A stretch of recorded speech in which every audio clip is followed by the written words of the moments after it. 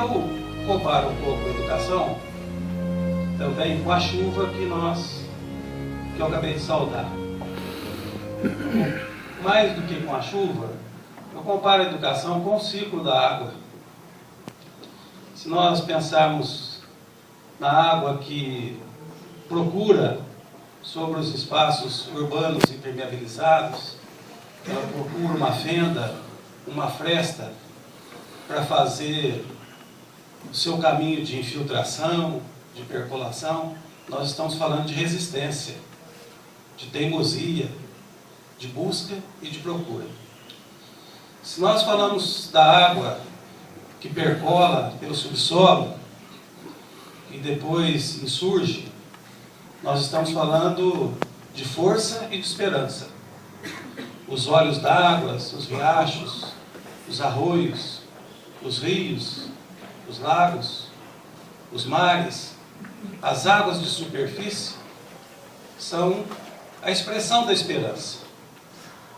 São também a arte da poesia, eventualmente quebradas por rimas mais fortes, nossas quedas d'água, nossas cachoeiras.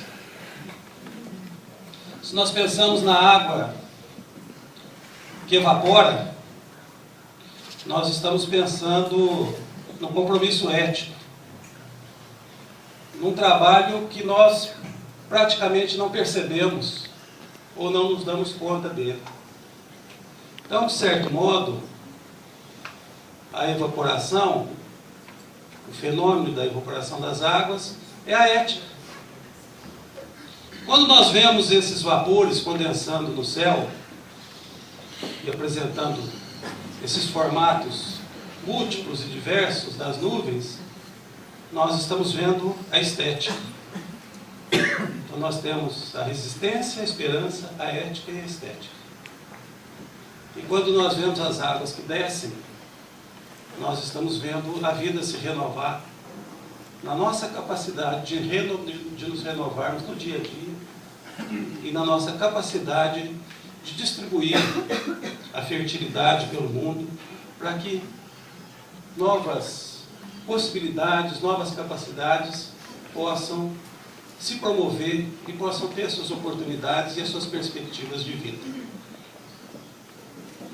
Eu fiz umas anotações que eu não ia usar, mas eu vou usar, se a Maria Clara me permitir mais 2 ou 3 minutinhos aqui, porque acho que é importante quando nós discutimos essa ideia de uma escola viva, nós estamos evidentemente discutindo uma escola crítica. Nós estamos discutindo uma educação crítica. Isso é fundamental para nós, e não é de hoje que se discute a necessidade de termos a educação como um instrumento de contra-hegemonia. Esse conceito de hegemonia foi desenvolvido por um pensador italiano, um marxista italiano, que, ao contrário de outros pensadores marxistas, não se ateve às discussões ou à reflexão sobre as propostas sociais e econômicas contidas no marxismo. Esse pensador italiano, de nome Antônio Gramsci, ele desenvolveu conceitos interessantíssimos, como o papel da cidadania. É talvez a primeira grande consolidação da figura da cidadania como uma expressão importante para a liberdade. Mas ele desenvolveu um conceito que nós temos que compreendê-lo para compreender o mundo que nós vivemos, que é o conceito da hegemonia. No conceito da hegemonia, Gramsci trata de 2 questões. A hegemonia se obtém pela força e pelo consenso. Pela força do aparato de poder político e, eventualmente, e infelizmente, com muita frequência, pela força, pelo aparato de segurança, pelas forças policiais e pelas forças militares que garantem uma hegemonia. Essa experiência da hegemonia pela força nós conhecemos nós estamos no ano em que nós falamos de 50 anos de ditadura civil-militar. Nós conhecemos. E a hegemonia pela força, ela tem identidade, ela tem cara. Nós a enfrentamos ou nós nos submetemos a algo que nós enxergamos, a algo que nós sentimos. Mas a hegemonia pelo consenso é algo muito mais sutil. É muito mais difícil de combater, porque é uma espécie de inimigo que nós não vemos, que nós não enxergamos. E como é que se dá a hegemonia pelo consenso? A hegemonia pelo consenso, a hegemonia que é uma classe social dominando outras, a hegemonia pelo consenso se dá por instrumentos de controle social. Que instrumentos que são esses? A comunicação, a cultura e a educação. Quando a comunicação faz parte de um projeto de hegemonia, ela tem uma linguagem unilateral. Ela comunica o que ela entende ser importante para a manutenção da hegemonia, para a manutenção do poder daquela classe. Pela cultura, fundamentalmente pela negação da cultura do outro, pela elitização da cultura,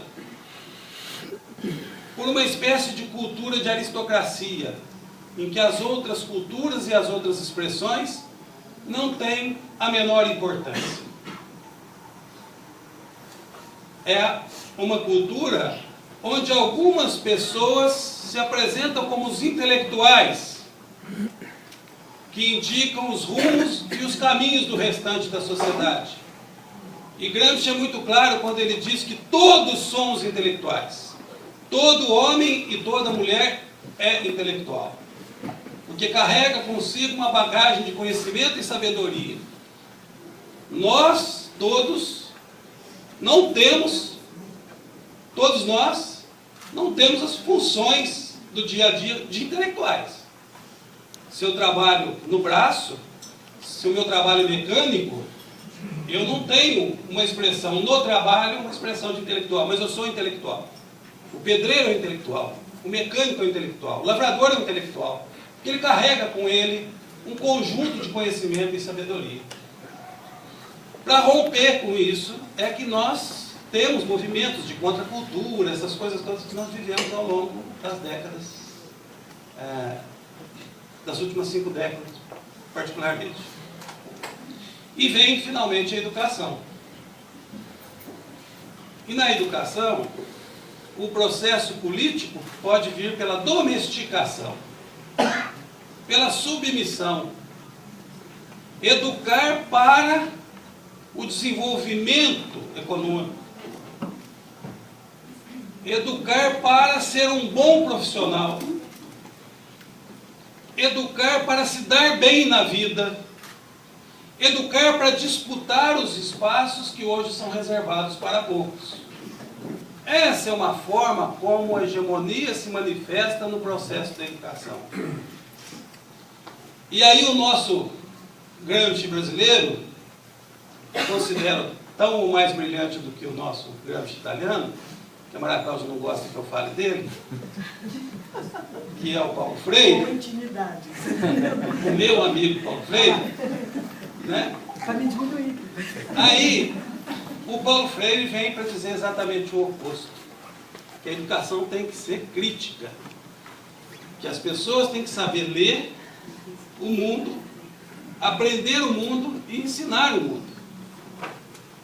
É preciso que nós tenhamos uma educação com o compromisso de não nos submetermos a uma lógica hegemônica, de não nos submetermos aos meios de comunicação que divulgam o que interessa a eles, de não nos submetermos à ideia de que as ideologias acabaram,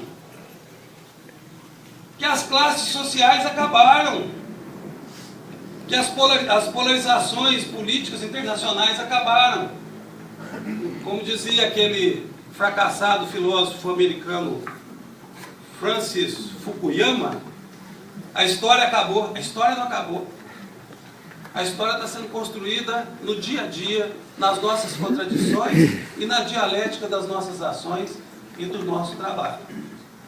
Então é fundamental que a gente compreenda a educação nesse processo libertário e crítico, porque nós precisamos de uma sociedade que saiba ler o mundo, ler a sua volta e decidir em função do seu conhecimento e da liberdade de escolher pela sua própria capacidade. Concluindo, eu não precisaria dizer o quanto é relevante e o quanto é fundamental nesse processo o papel do educador e da educadora. Mas muitas vezes eu conversei com professoras, com professores, que demonstram uma certa angústia com essa carga de responsabilidade que esse discurso impõe. Por quê? Porque num país onde a preocupação com a formação e com a educação do povo é tão tardia, o trabalho do professor, o trabalho do educador se tornou tão intenso, mas tão intenso, exige-se tanto do educador e da educadora, que o educador como classe, ele é socialmente tímido e se subestima politicamente. Parece que, de um certo modo, o cansaço e a angústia dessa responsabilidade torna o educador socialmente encolhido, socialmente quase que incapaz de se revelar e discutir e colocar essas angústias que carrega com ele. E politicamente se subestima como classe. E frequentemente se submete aos valores que a hegemonia corrente impõe. Então a educação é revolucionária antes de tudo. Ela é libertária antes de tudo. Mas é fundamental que os educadores e educadoras encontrem força suficiente para romper com a timidez, para deixar de subestimar e terem coragem de revolucionar e libertar.